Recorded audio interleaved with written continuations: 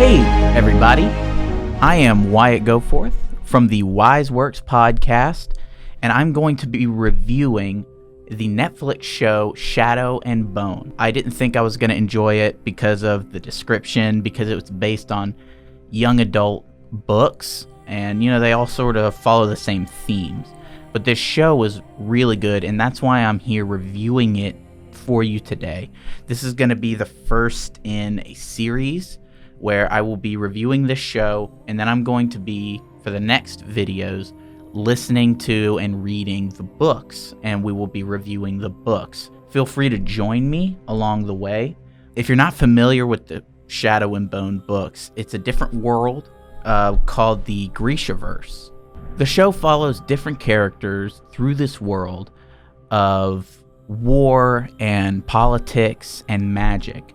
The world itself is split sort of down the middle by a magical wall, so to speak, a shadow. It's called the Fold in the show and in the books. And there's a prophecy of someone whose powers will be able to destroy this wall because it's big. Inside are monsters, and to get people through, they use boats almost. They're on wheels, and they have to have other people with magic powers to get them through. So the characters itself, it follows a young woman who is an orphan, and she is the prophesized sun summoner who will take down this wall. There's never been a sun summoner before. She is supposed to be the only one with the ability to destroy the Fold, and everybody wants to get to her. Everybody wants to be able to use her powers. So early in the show, she is taken to a new place to learn her powers, to become the person who was prophesied to be. The other characters in the story, some are trying to manipulate her, some are trying to capture her. But the show itself has a good balance of following her story and following the other character's story. The pacing of the story never felt slow, I would say. It never felt like it was a chore to watch. And now the show itself is based on these books. I had never read them. I had never heard of these books. This one in particular was very interesting. It's almost a turn-of-the-century style story with guns and sort of almost a World War II style of these characters.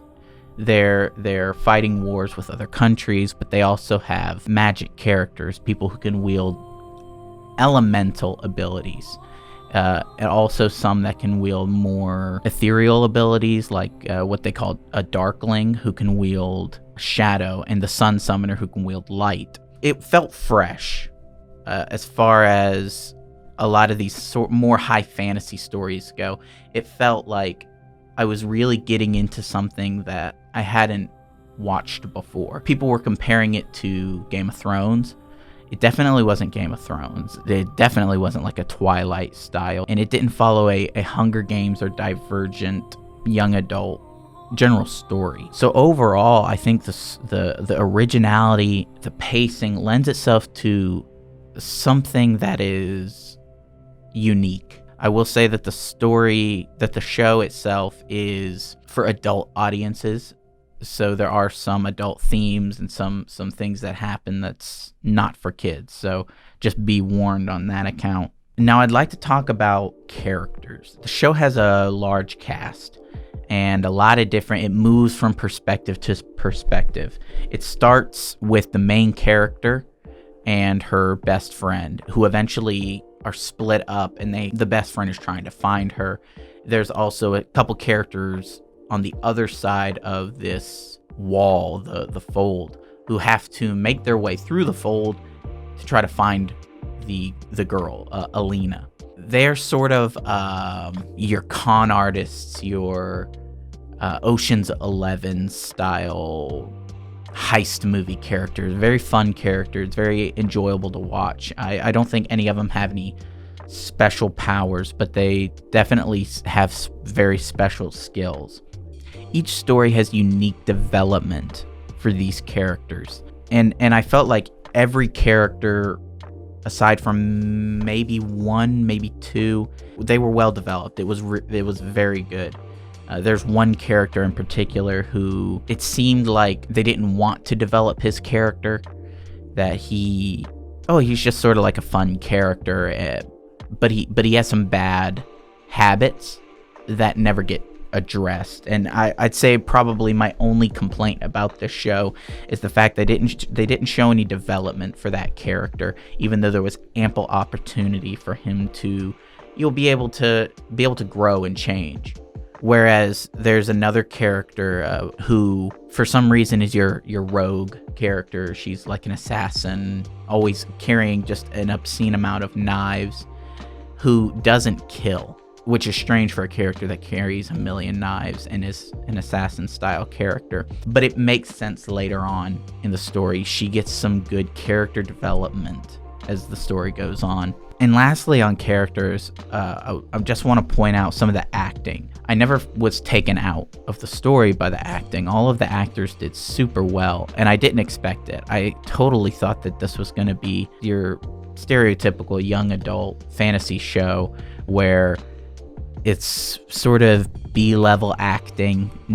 Some of the lines aren't delivered quite as well, but it didn't. It was very well done. The show itself did a really good job of building suspense for the story. You didn't quite know where it was going, probably, I want to say about halfway through. For some other people who are more familiar with the fantasy genre and the high fantasy stakes, there were some things that were a little bit easy to predict.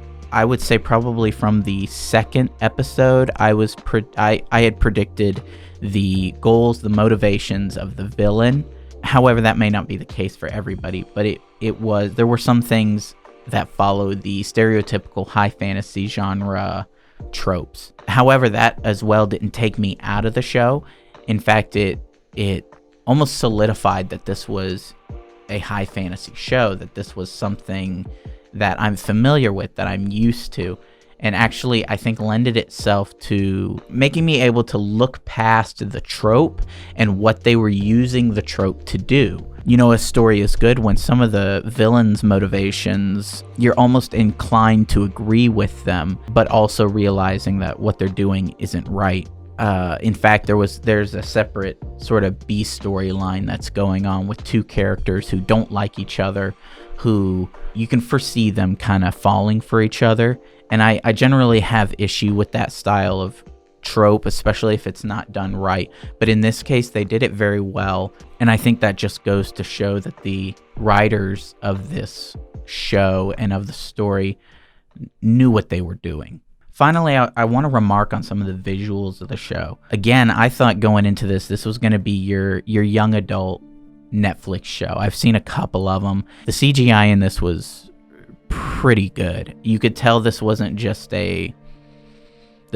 the level of something like, what's a good example? A CW show, or like The Flash or Supergirl or Arrow or any of those. It felt big. It almost felt like it was on a Game of Thrones level. The soaring through the world, you could see all the landscapes, the trees, the fold. It was massive. That lended itself well to the storytelling. The fact that they used the scale to tell a bigger story, that it wasn't just a confined space.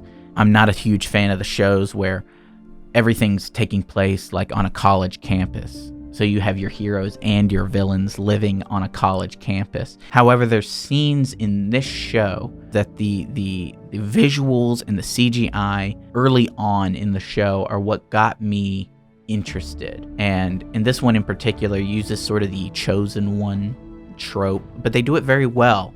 And by the end of the story, you don't feel like this character is like Superman, like nothing can stop them. They use the powers of the characters very well, very convincingly. In fact, General Kerrigan's character, who's played by Ben Barnes, you might recognize him from the show The Punisher, or he plays Prince Caspian in the Chronicles of Narnia movies. His character, General Kerrigan, is riding a horse to save the main character, Alina.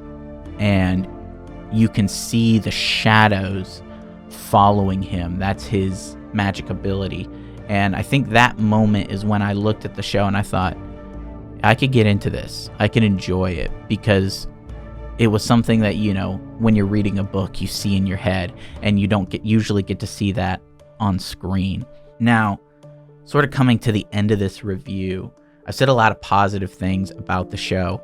There are some negatives I have, just small gripes about character traits or story motivation.